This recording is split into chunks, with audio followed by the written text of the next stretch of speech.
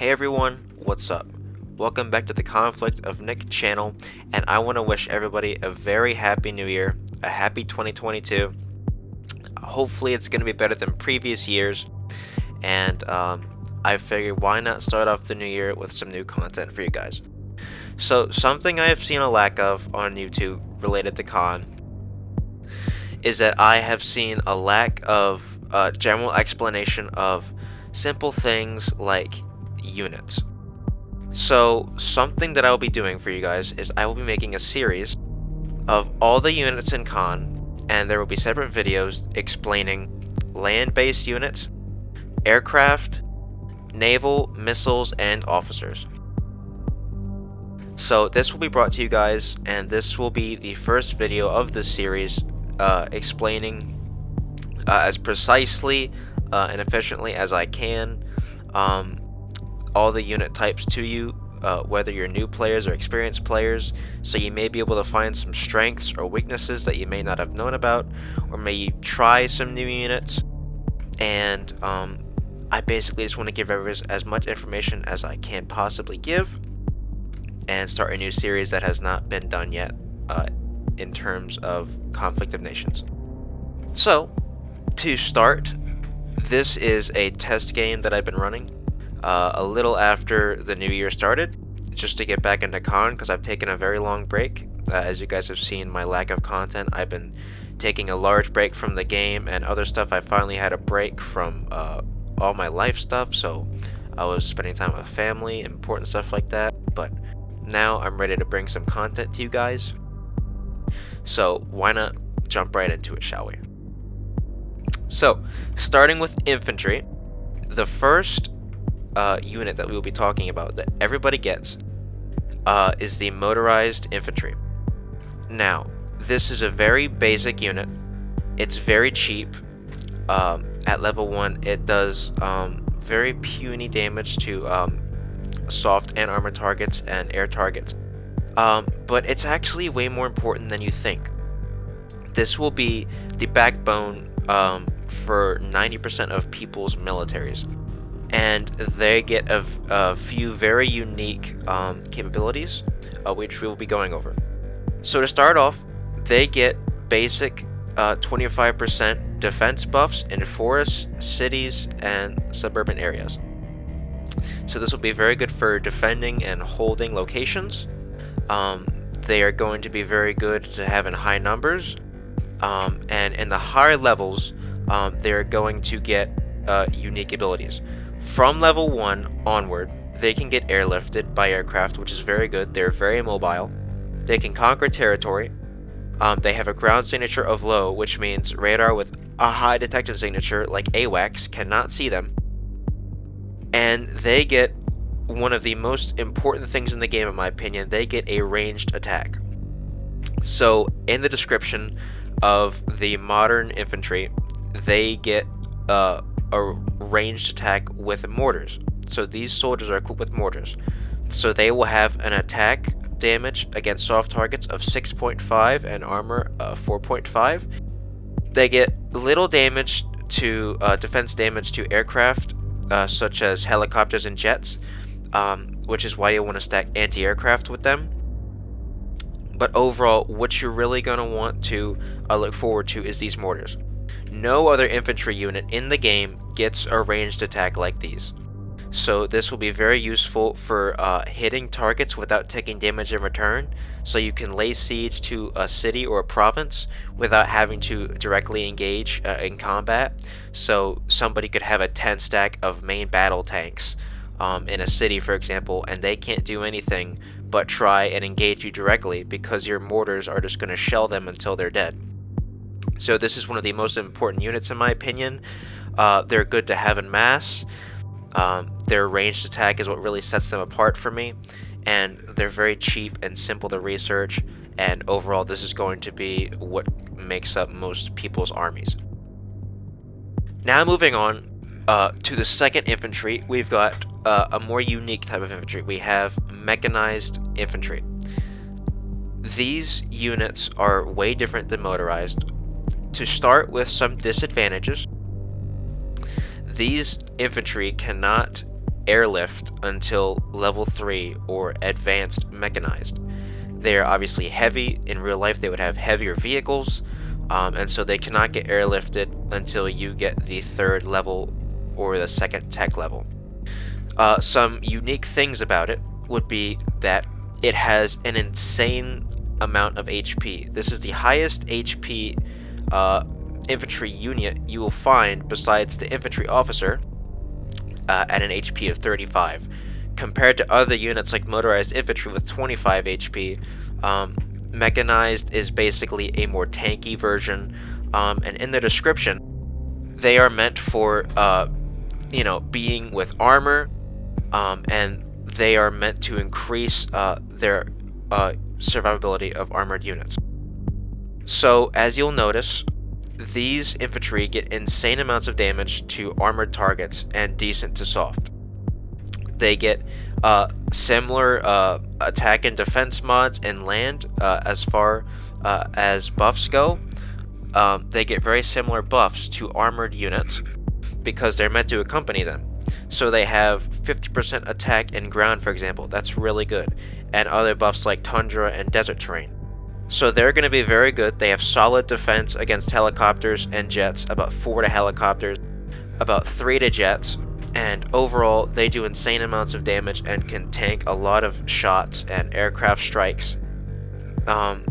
Their only disadvantages are that, again, they have no ranged attack, they are less mobile, and overall they have some disadvantages, but they're very good if you're going for a very good melee setup with armor and AA. I've done it before, and sometimes if you set up the right stacks and use terrain to your advantage, you will have some unbeatable stacks if you set this up with armor and AA correctly. Moving on to the next unit, Naval Infantry. Now these you would basically want to call Marine. I had a technical difficulty there, my bad. The screen wasn't wanting to move. So these are going to be obviously your amphibious landing or amphibious assault infantry. And as expected, they are amphibious. They are one of 2 infantry units that are amphibious. They can land at places with no port, which makes them very unique compared to others, especially before Khan implemented harbors to every small island, because small islands used to not have ports, which meant that naval infantry was very good to get because they could take stuff that others couldn't. And they can also do things like cross rivers. As you see these little lines, a naval infantry could cross this river from this province to this province, while a regular infantry would have to go all the way around. So it's very good for that. Another great thing about Marines is that they get insane amounts of attack damage. They get 11 to soft targets, and their biggest buffs come in the form of suburban and city combat. They get a 50% attack buff in these areas, which means that they're doing around 17 damage to soft targets per Marine. That is insane, and that is really good. The only downside is that, again, unlike Motorized Infantry, they don't have a ranged attack. They have a solid 28 HP.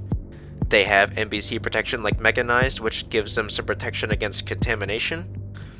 And as far as airlift, they are the same as Mechanized. They cannot airlift until level 4, aka the 2nd tech level. So that is going to be a disadvantage. These are going to be very good as a surprise attack or taking strategic points. And they're also going to be very good with units such as amphibious combat vehicles, which we will get to later in the video. And so overall, Marines are still a very solid unit and used for very specific purposes. So moving on, we've got the next unique infantry unit known as Airborne. Now, one would expect, obviously, that they can be deployed by air. They have an air assault capability. Now, these infantry can be airlifted by jets and helicopters at level 1, which is really good. That means they're more mobile than some infantries that we've listed so far. So what makes these infantry special is that their air assault capability allows them to air assault within a range of 500 of a nearby airfield, which means you have to have an airfield nearby. You can assault and surprise your enemies, get behind their lines, or engage specific units or take strategic points like airfields, and not have to worry about rolling through units or rolling through land. This will come as an unexpected attack to most, but I see them very little, and one of the reasons is that they can be seen.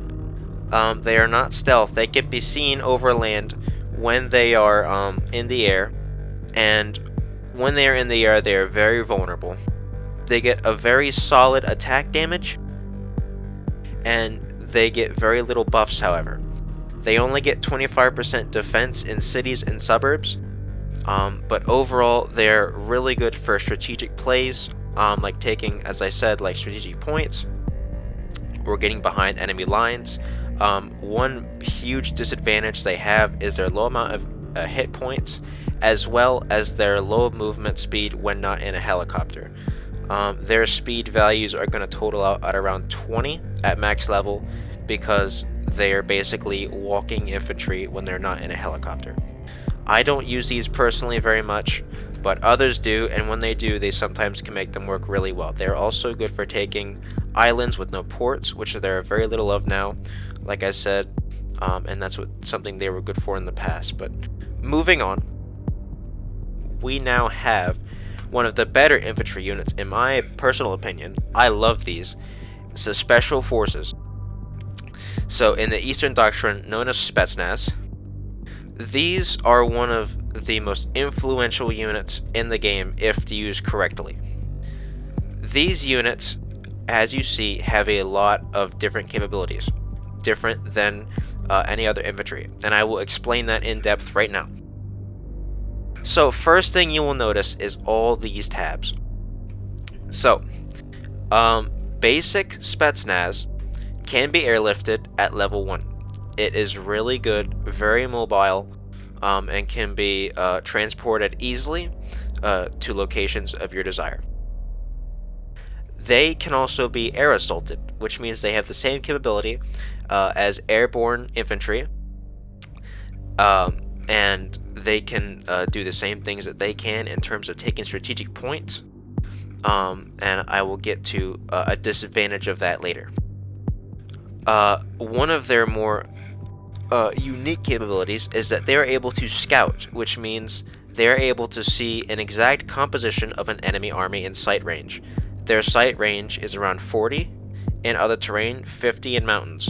So this means if you see a contact, an infantry contact, near one of your motorized infantries, if that motorized infantry was a special forces, you could see exactly what that contact was, how many hit points it had, what type of unit it was, etc., etc.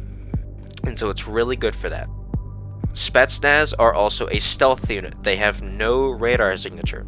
The only way they get spotted is if they are air assaulting, or are on the water, or if a unit like Recon sees them, basically another unit that is a scout and can reveal stealth.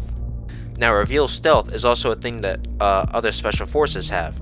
So two special forces could see each other if they were on opposite teams. You can reveal stealth of ground units, which means you'll be able to spot other stealth units with these units.